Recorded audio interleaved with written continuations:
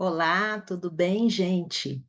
Hoje eu estou aqui para me apresentar um pouquinho para vocês, para falar da minha trajetória, como que eu cheguei até aqui. Então, eu sou Ana Luísa, eu sou terapeuta ocupacional, eu me graduei pela UFMG no ano de 2000.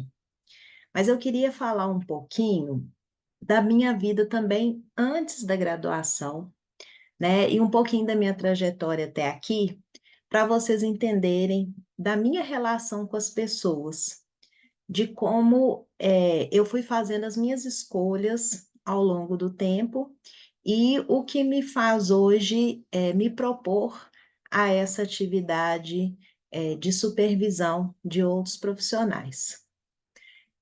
Eu venho de uma família católica e uma família que sempre fez muitos trabalhos sociais.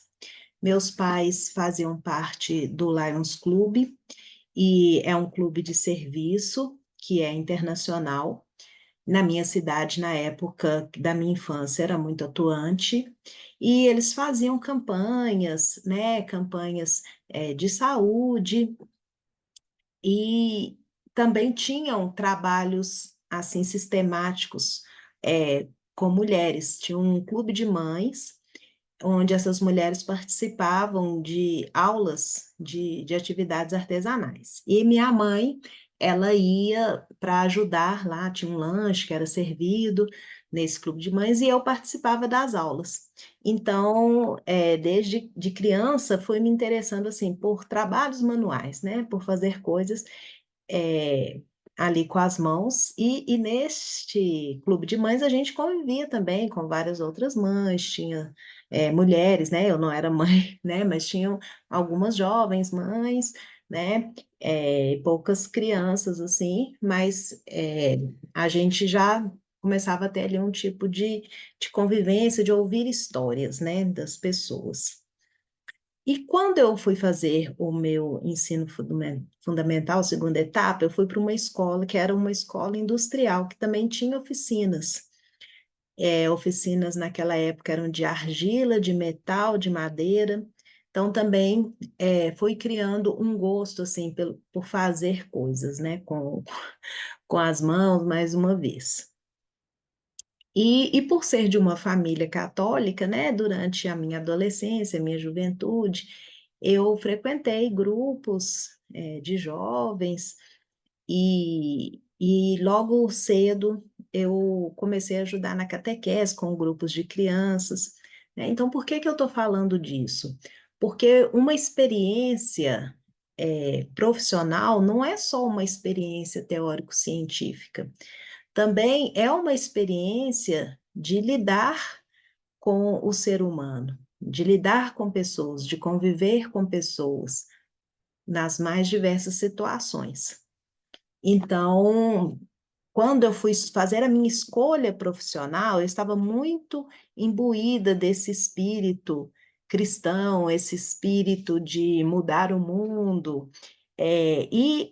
Eu sou da época do vestibular, e quando eu fui, tinha um livreto, né? Um livreto que falava sobre a profissão, e quando eu li sobre a terapia ocupacional, eu me encantei de ler ali, de ver tanta possibilidade de ajudar os outros, porque lá descrevia assim quais os públicos que a gente poderia atuar, né? Então falava com crianças, com adolescentes, com idosos, com presidiários, em hospitais, em clínicas, em escolas. Eu falei, nossa, que coisa legal, tem tanta área, né, de atuação.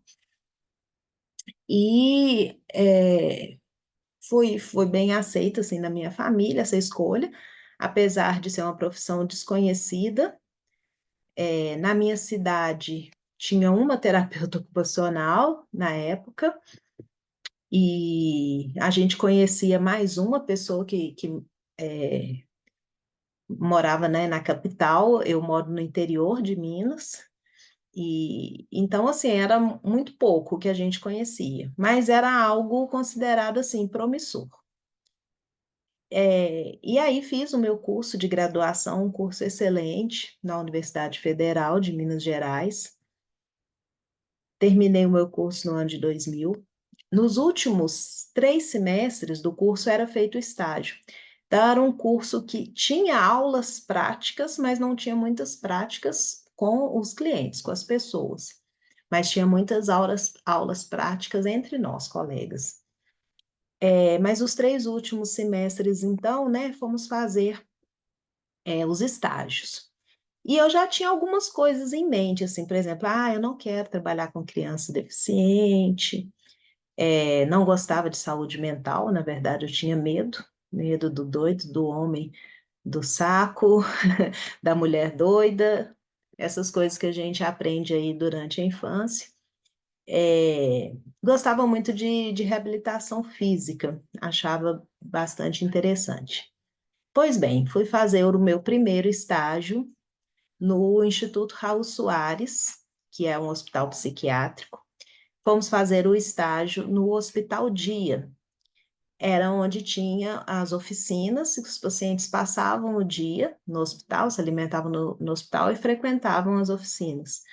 E houve uma greve na universidade, e então o calendário estava descompassado e a gente pegou justamente o final de ano. Pegamos final de outubro e fomos até fevereiro fazendo estágio. E justamente nesse período foi o período de férias dos profissionais lá do Instituto, e nós ficamos, assim, as alunas, era um grupo de 3 alunas, praticamente sozinhas com os pacientes psiquiátricos, e o começo realmente amedrontador, porque eram pacientes em crise que frequentavam lá o hospital dia, eles voltavam para casa, mas eles estavam em crise. Eram pacientes que tinham uma certa estrutura familiar que era possível, né, eles fazerem o tratamento sem estar ali internados. Estava começando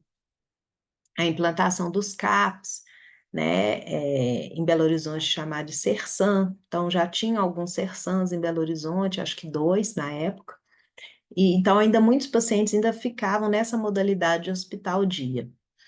E ali a gente fez, né, várias oficinas com vários temas, atendemos aqueles pacientes muito diversos, e isso vou dizer assim, que eu sobrevivi ao estágio, né, achando que eu não sabia nada.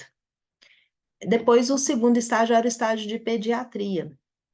E a gente se dividia em grupos, cada grupo ia para uma determinada instituição. Eu, na época, não lembro se foi sorteio, se a gente escolheu mais ou menos pela região da cidade.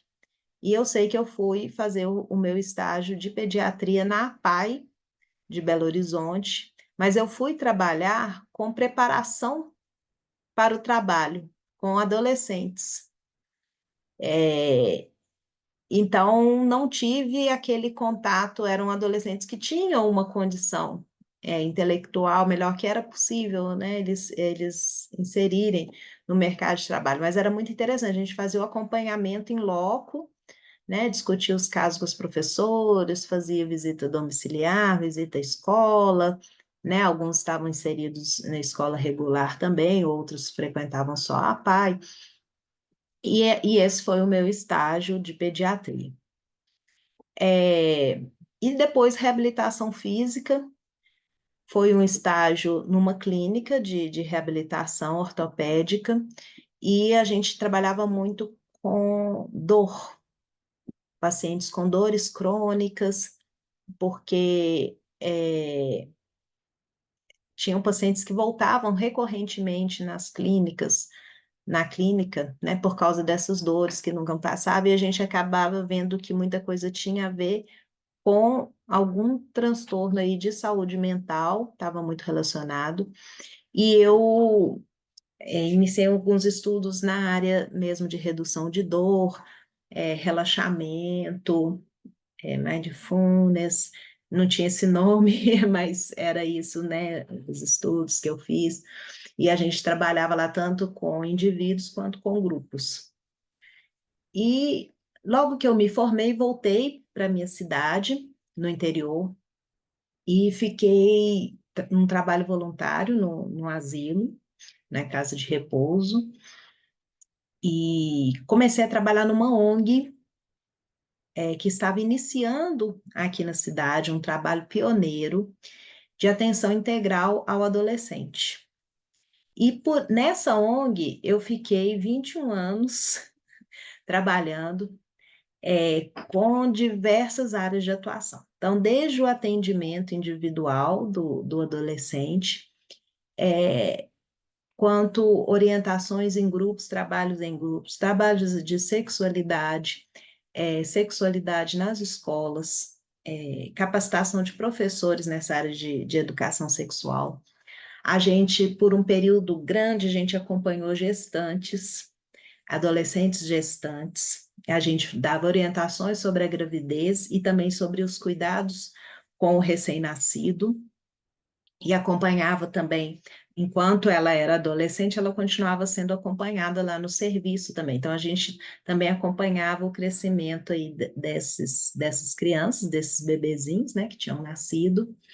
E depois a entidade foi tomando outros rumos, porque dependia de patrocínio, e a gente foi trabalhando mais na área sociocultural, oficinas de arte e cultura, onde eu acompanhava os monitores, os professores dessas oficinas, dando orientações. E a gente sempre teve, na nossa clientela, adolescentes atípicos, vamos dizer assim.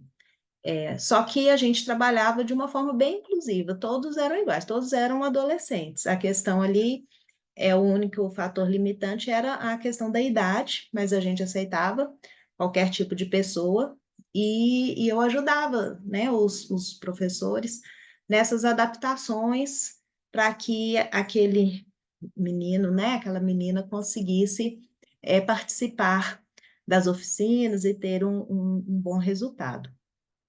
Mas para o fim do meu período de atuação nessa entidade, eu trabalhei mais com projetos, com elaboração de projetos e na gestão. Mas no meio desse caminho, aí, lá no ano de 2004, eu fui chamada para substituir uma licença maternidade de uma terapeuta ocupacional numa cidade vizinha e acabei ficando um ano trabalhando no CAPS dessa cidade, com saúde mental, com adolescentes e adultos, idosos, com dependentes químicos, e ali que eu vi que realmente eu sabia trabalhar com saúde mental, lembrando lá do meu estágio no Instituto Raul Soares, onde eu tinha tanto medo, e consegui aplicar e desenvolver um bom trabalho lá nessa cidade. Eu não continuei por questões, né, de concurso mesmo, né, a profissional era concursada, eu acabei não podendo dar continuidade, mas quando eu voltei, né, para Itabirito, e assim, eu dividi a carga horária, então eu mantinha, né, um vínculo com essa ONG, e mantinha também, né, essa atuação, né, também lá no outro município. Aí, quando eu retornei, eu decidi fazer uma especialização em gerontologia. Na verdade, já foi nesse mesmo ano que eu estava lá em Mariana, fazendo essa pós, porque eu pensava assim, o futuro, né? Quem que vem lá no futuro? O futuro é os idosos. Nas primeiras aulas, né, de demografia, já se falava assim, a população em 2025 vai quadruplicar a população idosa. Então, eu fui por esse caminho aí da gerontologia. E em 2005, eu fui chamada para trabalhar na prefeitura de Itabirito, também com a saúde mental. Estavam na época de implantação do CAPS. E aqui havia um serviço de saúde mental que era junto, criança com adulto, tudo no mesmo espaço. E aí a gente estava naquele processo de credenciamento. Em 2006, eu assumi coordenação de saúde mental do município, e fiquei, nesse cargo até o final de 2009, quando houve uma mudança da gestão, municipal, e aí eu fui desligada. Mas desde de 2006, mais ou menos, eu já comecei a atuar também no meu consultório. Tive consultório em várias clínicas diferentes, com uma demanda muito baixa e também com um tempo de dedicação maior na ONG. E as pessoas realmente não sabiam o que era terapia ocupacional, os médicos não indicavam, muitas pessoas que me procuravam porque me conheciam, conhecia minha família, eu então era o boca a boca, né? Uma pessoa falando com a outra. E então, eu sempre mantive ali um consultório com um atendimento mínimo, uma clientela diversificada e a ONG. E aí, quando foi lá por volta de 2017, 2018, uma pessoa de uma clínica de reabilitação me convidou para atuar com eles. A clínica onde eu estava antes eram consultórios médicos, mas eu não tinha muito assim, não tinha um espaço muito adequado e também não recebia muitas indicações daqueles médicos ali. E aí essa pessoa me convidou para ir para a clínica dela, que era uma clínica de fisioterapia, ortopedia, e alguns outros profissionais também atuavam. Tinha um nutricionista, tinha um psicólogo. Então eu falei assim, opa, essa clínica acho que tem mais uma cara, assim, né? Tem mais a ver comigo. E aí, nessa clínica, eu comecei a atender algumas crianças. Começou a aparecer um número maior de crianças. A clínica tinha um convênio com uma empresa aqui da região, uma empresa grande.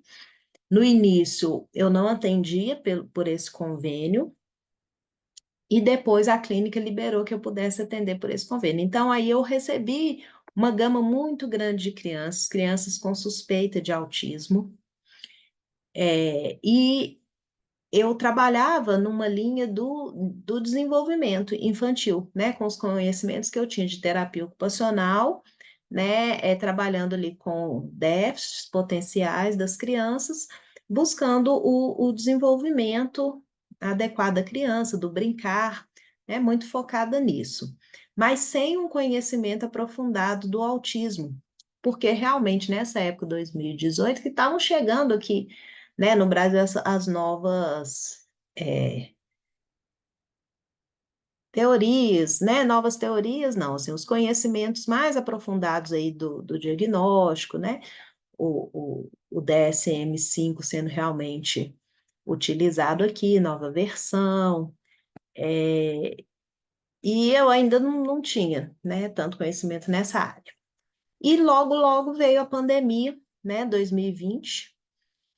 E sempre assim, essa minha atuação no consultório ainda um pouco morna, devagar.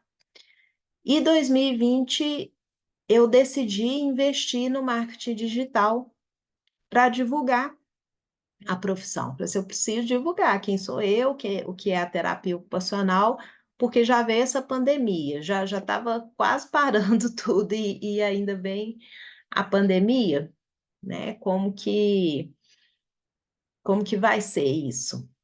E nessa busca aí de conhecimento do marketing digital, eu conheci uma psicóloga que estava dando um curso de desenvolvimento socioemocional. E aí eu fiz o curso dela, foi um marco para mim, porque me despertou muito, né, o interesse por essa área infantil, e ela deu assim orientações fundamentais para quem queria, né, ter um consultório, trabalhar com criança, como que seria assim, o passo a passo.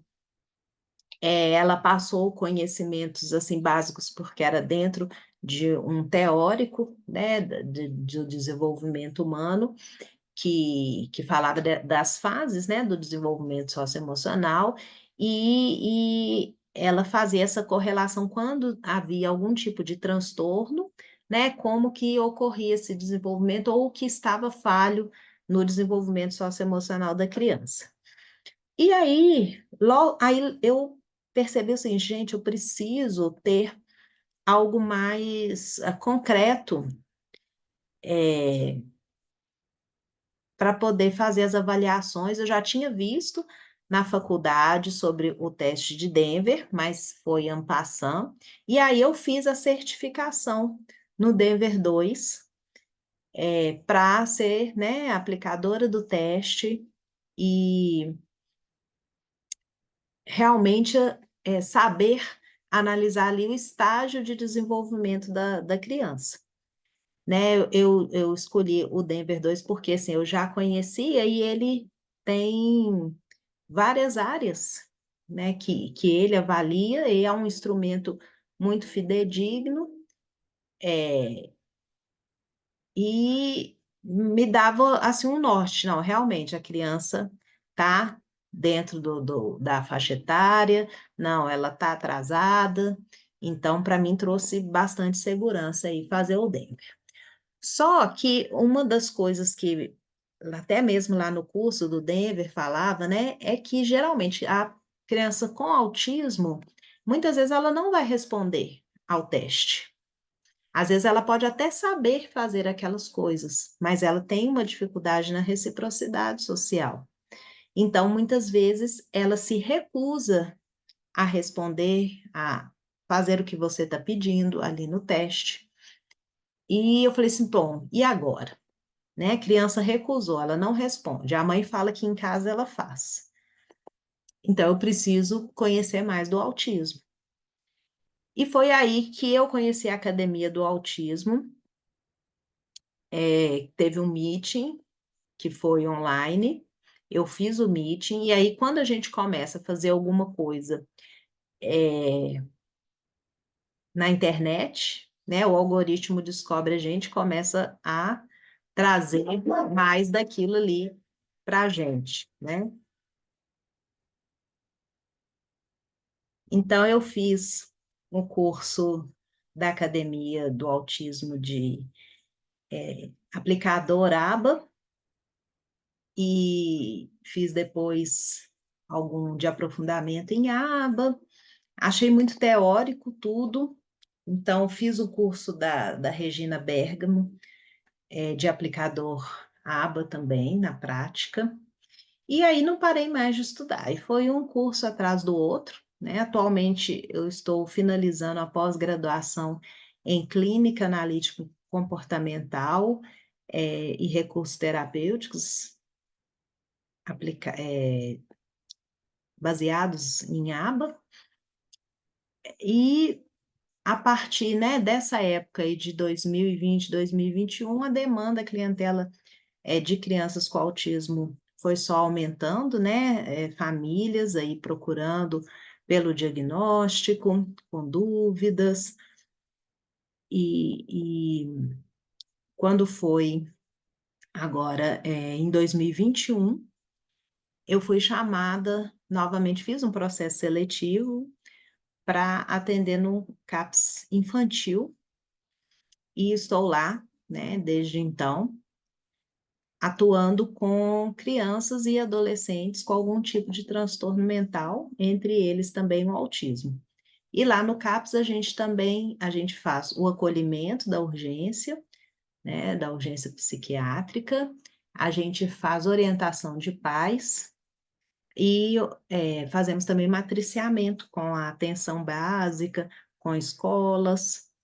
Então, eu vim percebendo, a partir desses cursos, né, que eu fiz, a gente foi montando grupos de WhatsApp com profissionais, e eu vinha percebendo uma dificuldade muito grande dos profissionais na hora H, na prática. Como que eu atendo? O que que eu faço com a criança? A criança está ali na minha frente, o que que eu tenho que fazer com ela? E muitas vezes as pessoas pedem assim: ah, eu preciso de uma atividade para trabalhar com uma criança que faz isso ou aquilo. Ah, eu quero um teste para avaliar tal coisa. e observo que não é só um papel, não é só um teste, não é só um curso que faz a gente conseguir realmente uma boa atuação ali profissional, né? Porque eu vou estar ali com pessoas, com famílias, com um pai, uma mãe, né? Um desejo ali em relação àquele filho. Então, é preciso uma certa experiência de vida, um certo olhar clínico também, porque nessa área do desenvolvimento infantil existem muitas sutilezas. Quando é um caso mais grave, a gente bate o olho, a gente já percebe o que está, né, por trás ali. Mas a maioria dos casos são sutis, são pequenas situações, são situações que a mãe observa em determinados momentos, não são coisas tão claras assim. E aí a gente precisa é, ter um olhar atento, clínico, detalhista, para a gente poder é, saber realmente como atuar. Então, gostaria de estar passando a minha experiência para outros profissionais, com aquele ideal lá do início, quando eu escolhi a profissão, de poder ajudar muitas pessoas. Eu vejo que agora uma forma de poder ajudar muitas pessoas é através da supervisão. Por quê? Porque eu vou atingir pessoas que estão longe do meu alcance geográfico. Então, é aí que agora eu posso estender ainda mais esse meu cuidado, porque fisicamente hoje, né, em questão de tempo disponível para atendimento, né, estou limitada, porque trabalho no serviço público e tenho o consultório. Mas eu gostaria de estar, né, ajudando outros profissionais que estão chegando agora, que estão começando agora, com as dúvidas que eu já tive aí no passado, né, e poder ajudá-los a contribuir também com outras famílias. Eu sinto um imenso prazer estar aqui falando com você e quero trocar com você nos nossos próximos encontros de supervisão. Muito obrigada pela atenção.